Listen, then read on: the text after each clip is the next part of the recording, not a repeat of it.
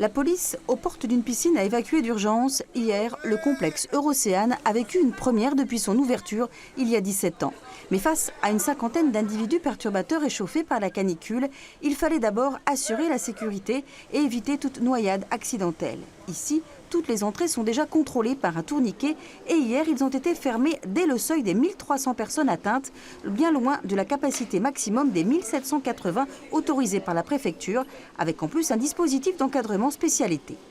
Quand on reçoit 1700 personnes, il faut bien comprendre que ça se passe à l'intérieur du bâtiment, bassin plus les plages plus vestiaires. Mais on compte précisément le nombre de personnes qui rentrent et qui sortent. Le nombre de maîtres nageurs passe de 4 à 6 pour surveiller tout l'ensemble des bassins. On renforce aussi les équipes d'accueil, on prend des agents de sécurité.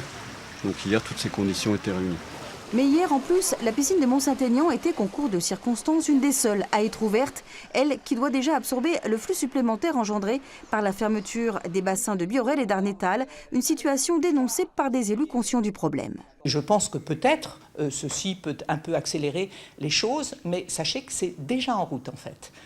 Au niveau de la métropole, chaque commune va regarder quel est son projet et la métropole venir en appui au niveau des investissements. Tout ça reste à déterminer bien sûr et demande du temps. En attendant, le complexe Eurocéane devrait renforcer un peu son encadrement estival et table sur les prochaines vacances et un thermomètre plus clément pour retrouver son rythme de croisière.